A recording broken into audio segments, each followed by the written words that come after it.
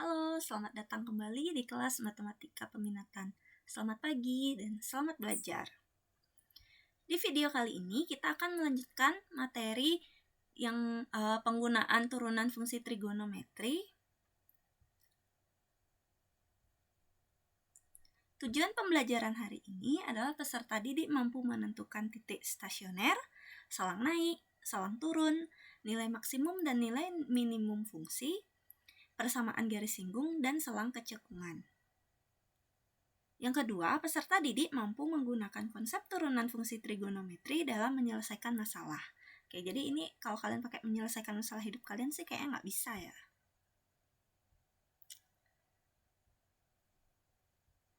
Oke, apa yang kalian pelajari hari ini? Jadi hari ini kalian akan belajar menentukan nilai maksimum, nilai minimum, dan titik belok pada fungsi trigonometri. Jadi ini sama aja konsepnya kayak pelajaran turunan yang sudah kalian peroleh di kelas 11. Cuma bedanya adalah sekarang fungsinya adalah fungsi trigonometri. Oke, yang pertama kita akan menentukan jenis titik pada fungsi trigonometri. Jadi ada dua metode uji yang akan kita gunakan. Yang pertama itu metode uji turunan pertama. Yang kedua, uji turunan kedua. Jadi ini dua metode, nanti hasilnya sama aja. Cuma tergantung kalian sukanya yang mana. Oke, uji turunan pertama. Oke, ini metode pertama, kita akan menggunakan uji turunan pertama. Misalkan kalian punya nilai X sama dengan A, yang adalah nilai X ketika Fx mencapai stasionernya. Jadi ketika kalian cari F aksen X-nya sama dengan 0, kalian peroleh nilai X-nya sama dengan A, kayak gitu. Kayak yang biasa kalian lakukan itu. Kayak ada ketentuan dia, untuk turunan pertamanya lebih dari 0, ini artinya fungsinya naik dulu, gitu. Terus F aksen X-nya kurang dari 0, gitu nih. Jadi pertama fungsinya naik. Setelah itu fungsinya turun. Nah, titik A, FA, ini titiknya ya. Ini A, ini FA-nya di sini. Ini itu namanya titik balik maksimum. Jadi kalau dia naik, habis itu turun, kalian akan punya titik maksimum. Nah, nilai FA nih disebut nilai maksimum, Fx. Jadi kalau ditanya nilai maksimum, berarti kalian nyari nilai Y-nya. Oke, ini jadi inget, kalau dia naik, terus turun, berarti maksimum. Oke, ini yang kedua, kebalikannya. Kalau dia turun dulu, habis itu naik, berarti dia titik minimum. Kayak gitu ya, nih. Sederhananya kayak gitu bahasanya, nih. Jadi, kalau dia naik, terus turun, maksimum. Kalau turun dulu, habis itu naik, berarti dia minimum.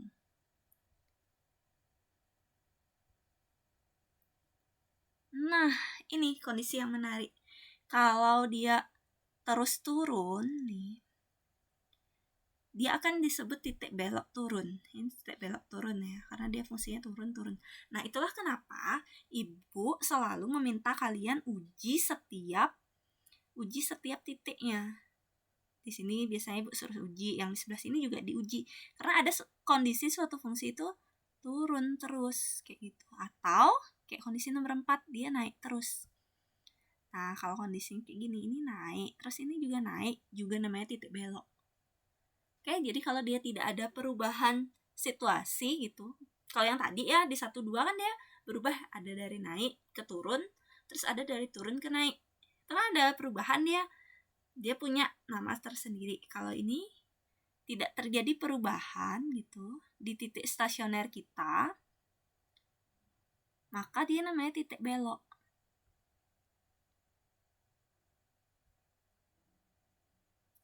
Oke, metode uji yang kedua adalah uji turunan kedua.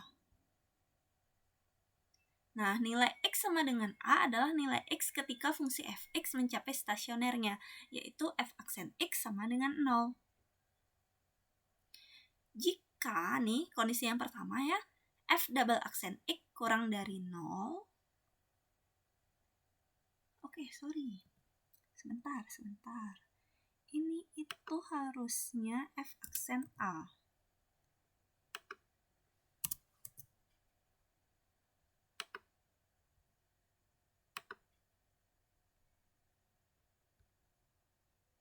Oke, kita mulai lagi.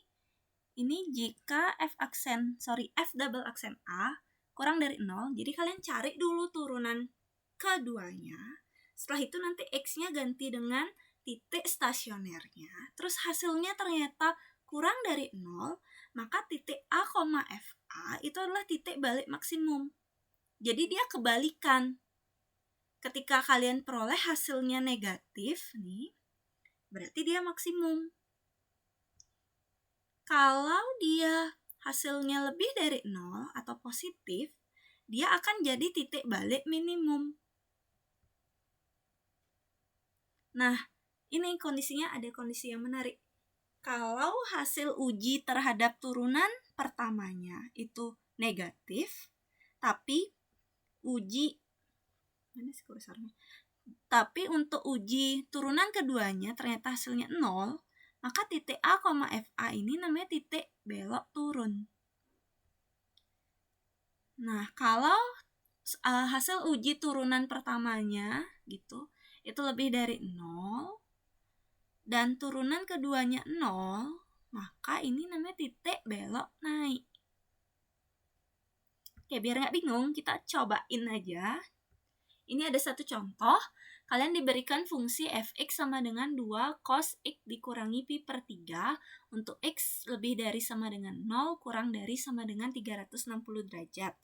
Kalian diminta tentukan nilai maksimum fungsi fx. Oke, tentukan titik stasionernya terlebih dahulu. Jadi sama, mau diminta nyari apapun, kalian tetap cari dulu titik stasionernya. Oke, kita tentukan turunan pertama fungsinya dulu. Fx-nya adalah 2 cos x dikurangi pi per 3. Maka f aksen x-nya adalah negatif 2 sin x dikurangi pi per 3. Oke, titik stasionernya berarti f aksen x-nya sama dengan 0. Berarti negatif 2 sin x dikurangi pi per 3 sama dengan 0. Kita bagi kedua ruas dengan 2. Kita akan peroleh sin x dikurangi pi per 3 sama dengan 0. Berarti sin x dikurangi pi per 3 sama dengan 0. Nah, sin kan bernilai 0 di sudut 0, makanya ini sama dengan sin 0. Kayak penyelesaian sin itu kan ada 2, jadi sin x sama dengan sin A, maka x sama dengan A ditambah K kali 2pi, atau x sama dengan pi dikurangi A ditambah K kali 2pi. Ini kita gunakan yang pertama dulu. Kita peroleh X sama dengan pi per 3 ditambah K kali 2pi. Kita uji nilai K-nya. Saat K-nya 0, kita peroleh X-nya pi per 3. Oke, itu masuk ya, karena dalam rentang.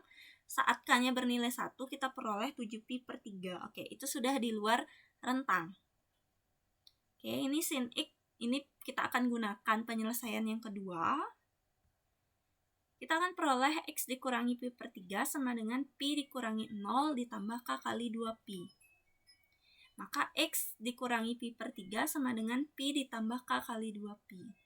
Maka X sama dengan pi ditambah pi per 3 ditambah K kali 2pi. Maka X sama dengan 4pi per 3 ditambah K kali 2pi.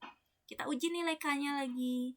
K sama dengan 0, kita peroleh X-nya 4pi per 3. Saat K sama dengan 1, kita peroleh X-nya 10pi per 3. Itu tidak memenuhi. Jadi titik stasionernya tercapai pada saat X sama dengan pi per 3 dan X sama dengan 4pi per 3. Sekarang kita akan uji dengan uji turunan pertama. Kita uji titik stasionernya. Kita pilih titik uji selain titik stasioner. Uji keturunan pertama fx. Oke, misalkan di rentang 0 sampai pi per 3. Oke, kita pilih pi per 4. Maka f aksen pi per 4 itu nilainya 0,52. Ini tandanya positif ya. Kemudian dari interval pi per 3 sampai 4pi per 3, kita pilih x-nya pi per 2. Itu kita peroleh tandanya negatif 1. Kemudian dari 4pi per 3 sampai 2pi, kita pilih 3pi per 2. Itu kita peroleh nilainya 1, tandanya positif ya. Oke, kita letakkan di garis bilangan seperti berikut. Nih. Oke, jadi dia naik, turun, naik. Kayak gitu kan. Nah, perhatikan dari 0 sampai pi per 3, fungsinya naik. Kemudian dari pi per 3 sampai 4 pi per 3 fungsinya turun. Maka ini X sama dengan pi per 3 itu akan mencapai nilai maksimum. Kan tadi di uji turunan pertama kalau dia naik terus turun berarti titiknya itu titik maksimum. Nih, pi per 3 ini akan menyebabkan nilai maksimum. Kemudian di interval pi per 3 sampai 4 pi per 3 fungsinya turun. Kemudian di 4 pi per 3 sampai 2 pi dia fungsinya naik. Jadi titik pada saat X sama dengan 4 pi per 3 ini akan menyebabkan nilai maksimum. Nah, berapa nilai maksimumnya? Kan tadi soalnya nanya nilai maksimum nih. Nah, kan udah tahu yang menyebabkan nilai maksimum itu adalah X-nya sama dengan pi per 3. Jadi sekalian sekarang ganti X di fungsi fx-nya. Ingat ya, ini fungsi fx-nya yang diganti. Ganti X-nya dengan pi per 3. Kalian akan peroleh 2 cos pi per 3 dikurangi pi per 3. Nah, cos 0 nilainya 1. 2 kali 1, 2.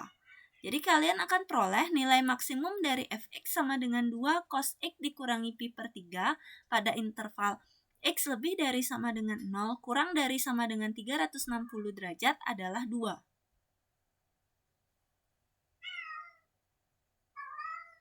Sekarang kita coba dengan uji turunan kedua. Kita tentukan terlebih dahulu turunan kedua fungsi.